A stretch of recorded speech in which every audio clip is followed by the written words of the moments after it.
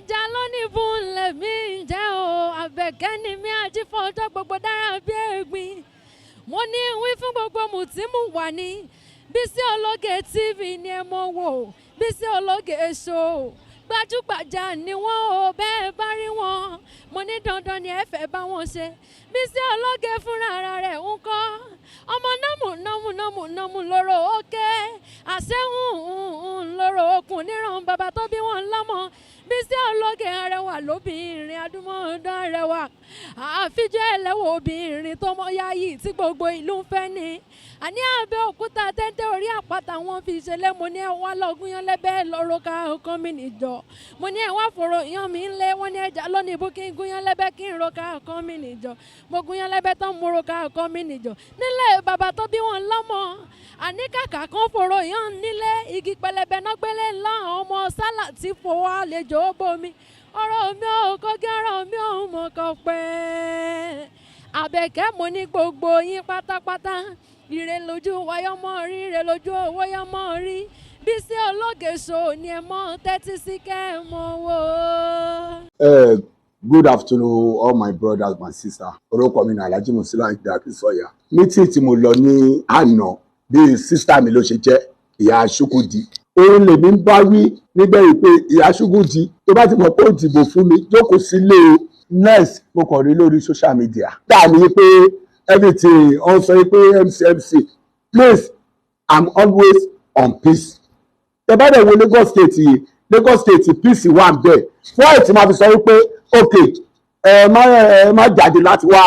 dìbò ok tó bá jáde wá dìbò báwo la ṣe fẹ́ ní fóòtù tí APC wá ṣe máa ní fóòtù báwo ni yíbò ṣe ní dìbò fún àwọn APC àbí àwùjọ ṣe ní dìbò fún àwọn APC is my party ẹ káàtì mi kú òun ọ̀rọ̀ tí ẹ̀ ń gbé káàkiri yẹn ẹni tí mo dẹ̀ ń bá wí níbẹ̀ ó wà meeting ètò náà mi ṣe lọ tètè lọ pé wá pé ìyá Chukudi a ti sọ wípé mo ní pé kó má jáde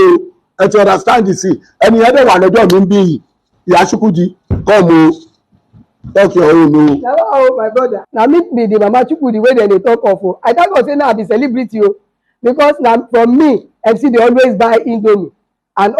e dey buy indomie and from time to time no be now don tey wey dey buy these things and e dey even talk am say mama Chukudi e don tey wey I see you if you no go come vote for me no come I come tell am say my brother I go come and I go vote for you but when my daughter come bring am say mommy see for social media I surprise o I surprise but thank God say na small thing dey make person celebrity thank God say me sef I don become celebrity o my people una ndewo o mụrụ nze mụọ ọzọ ekele m Igbo mụrụ nze mụọ ọzọ asị m ya dere nnọọ onye chiri nke ochi ya derela ya mma ana m asị ọkwa mbụ mama Chukudi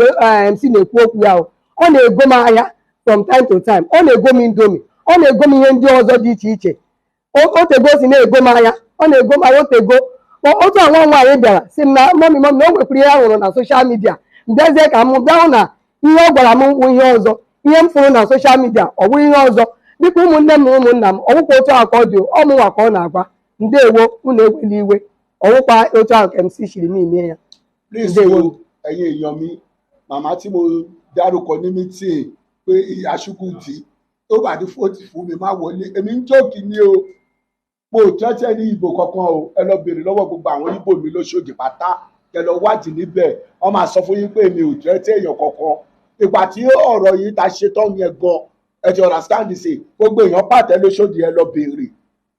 ṣóyè yín sí ẹ má kàǹtì ọ̀rọ̀ mi ọ̀rọ̀ díẹ̀ báyìí ẹ gbé gbogbo yìí tó kù díẹ̀ lẹ́kọ̀ọ́ rọra short ẹ̀dẹ̀ gbé sáyé ọ̀tọ̀ lọ́wọ́ máa ṣọ́ wa lọ́wọ́ ẹni àfojúfẹ́ ni má fọkàn fẹ́ ni thank you ẹ̀yin èèyàn mi ẹ jáde ẹ̀yin fóòtù fún wa APC àwa la lè ṣe Sanwó-Olú second time ẹjọ́ tó lọ́lọ́ bó ti yíbo Haúsá gbogbo yín please vote for